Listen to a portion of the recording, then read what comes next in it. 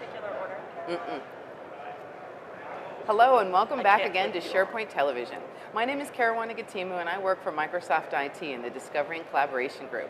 I'm lucky to be here today with some of the greatest folks that I know in the SharePoint community, and these are the women of SharePoint.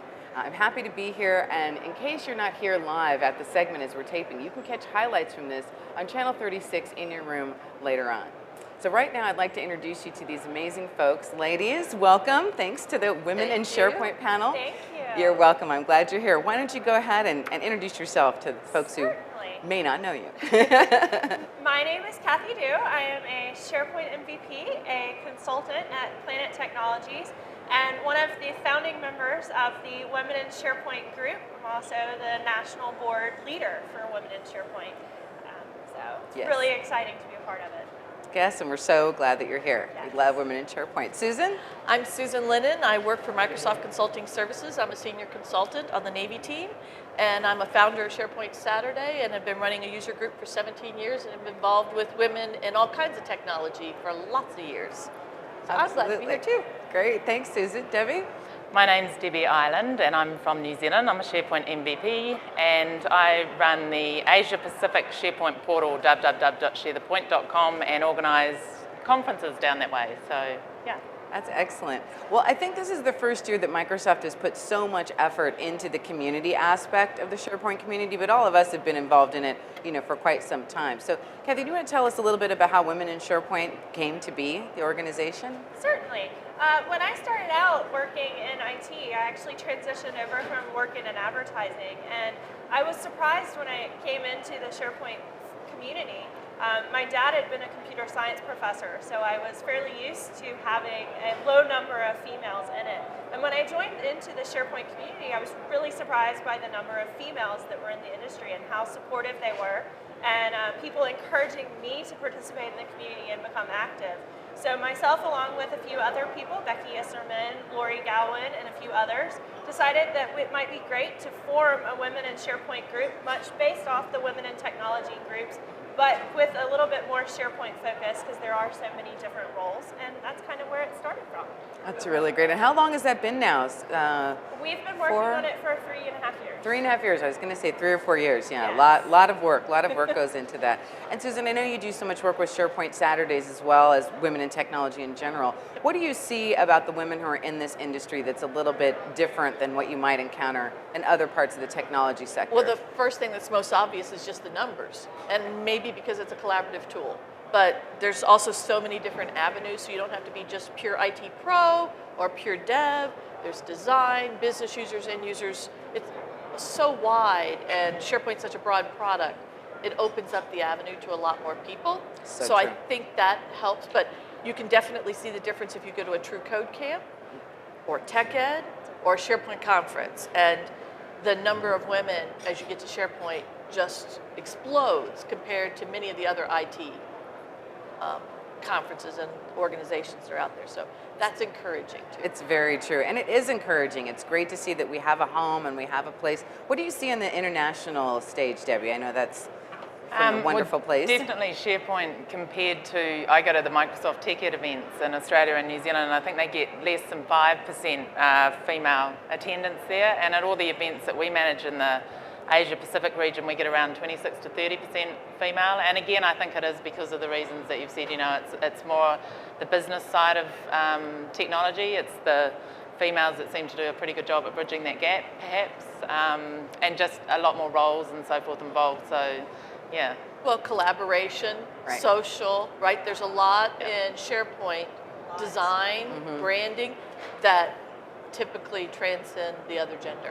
Right? Absolutely. And it's not to say that our male counterparts can't do this work. It's just that we have certain talents that we bring to the table, I think, in the collaboration space that are more natural to us. Multitasking, which I think is required in the SharePoint sector, quite frankly. You have to be good at doing that. So I think it's a good point. And here at the SharePoint conference, certainly there is a large percentage of women, somewhere around 20% attendance is female attendance at this conference, and growing. So it's very exciting. So what do you think that the Women in SharePoint organization will do to help women get into the groove of community, if you will?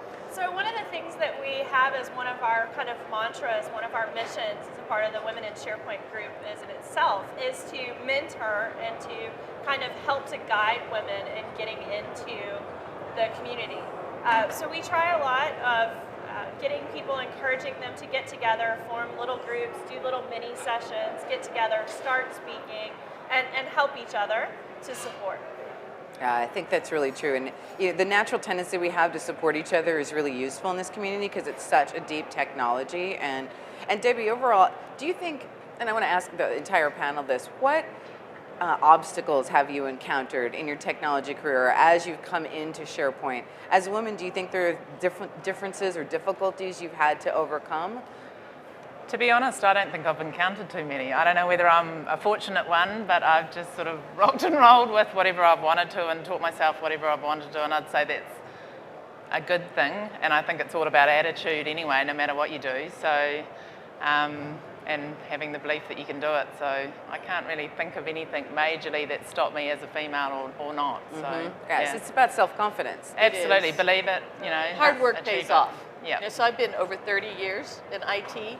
And so as early days developer, I'm a recovering developer, but code camps and those type of things, there weren't very many women, but it wasn't hard either. I mean, if you stick with things and if you produce, that gets recognized eventually, right? So sometimes the harder part is more the social type of things if you're balancing and not multitasking at the job, but multitasking work-life balance. And True. typically, if you go to the Women in Technology, Women in SharePoint, those type of conferences, or those kind of forums and luncheons that we typically have, it's usually people talking about if they're really rising, is there a glass ceiling, managing, having kids and family, being soccer mom and all that kind of stuff, along with trying to be very successful in your career. I agree. I think the managing work-life balance is difficult, but that's what I usually say about SharePoint. We have an actual effect on how people do that by making organizations more efficient. You don't have to be tied to your desk anymore to be able to get work done, especially with the advent of 365 and other tools. So it's a great time to be a woman in technology, I think, and it is really about that hard work.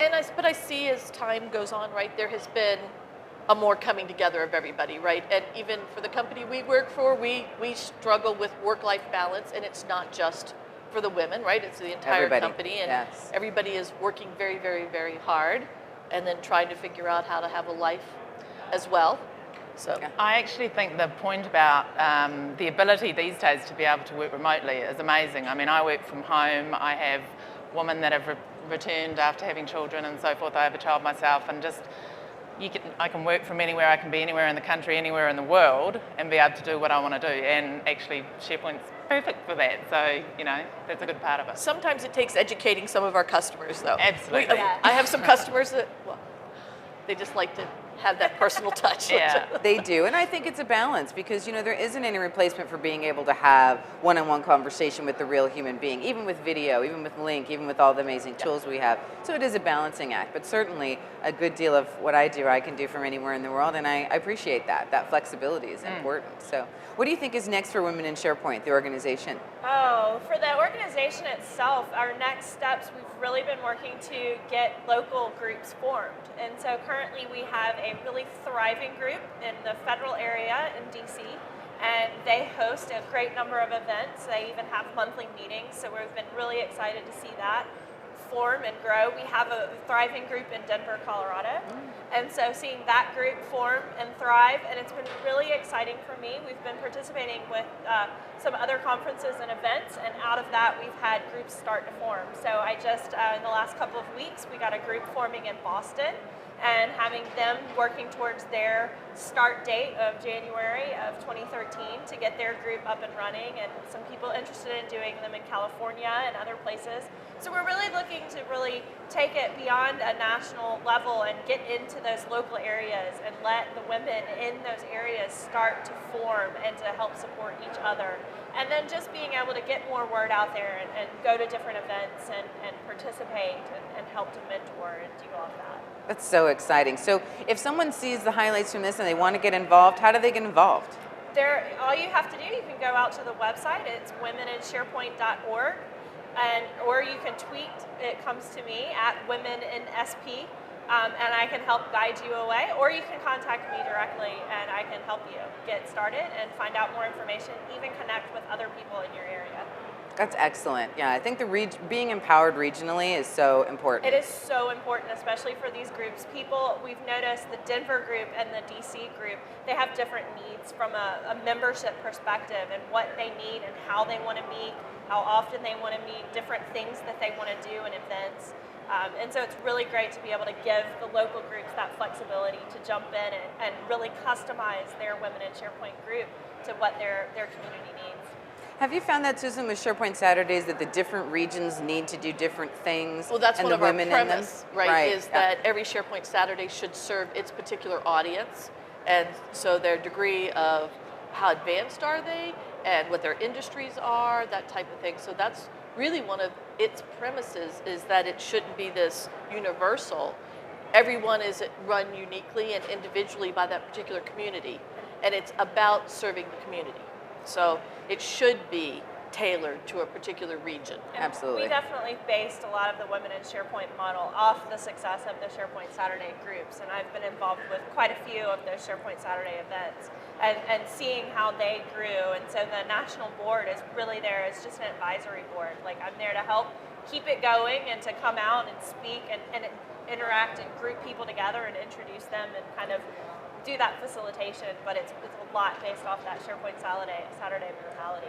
Oh, it makes perfect sense. You know, being collaborative, being flexible, being agile in the field. I think that that's an important component of what we all do professionally and personally, and it really helps to make sure that people are having an authentically useful experience, for sure. And I think if you canvass the folks here, particularly MVPs, and asked some of the things that help make them successful, it's their networking, and you find that networking through community, right? So Absolutely. We don't do it so that we're successful, but we have become successful because we do it. Absolutely. Yeah, I totally agree with that. Debbie, if you had one piece of advice that you could give to women in your area about getting involved or about learning SharePoint, what would be that piece of advice? I actually think it's all about having faith in your ability to do whatever you want to do, and it's coming up with that idea, it's conceiving it, believing it, and achieving it, and it's as simple as that. Yeah, that's so true, very true. Susan, what advice would you give to folks out there? I guess hard work pays off. Just stick with things, and the whole paying it forward, right? The more you help others, you get back so many more times by helping other people, that everything grows from that. Yeah, truly being of service. Yep. Having that attitude of what I do, I get to do because I get to be of service, and it helps someone. And if it comes back to me, that's fine. And if it doesn't, I don't actually care. Yeah, because I get a great sense of fulfillment just doing the work. I think. So to borrow Tasha's line, share the passion. Share the passion. Right. Absolutely. Kathy? Mine, one of the things that I like to encourage people when they come up to me and they ask me how I got started, because I did not come from an IT background, and I tell them the biggest piece of advice I can give you is to let go of the fear that you can't learn it, that you can't do it, that you can't play a role in it, and to let go of the fear and just jump in feet first and keep going. Absolutely.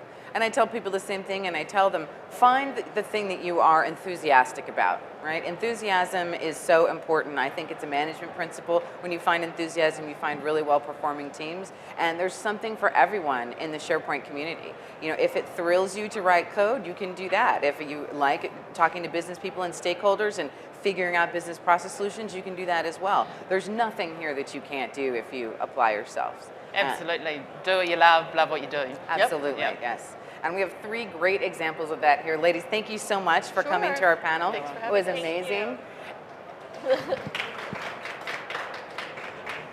And once again, if you'd like to catch highlights of this segment, check out Channel 36 in your room. This is Kara Wanagatimu, and you've been watching SharePoint Television. Thanks.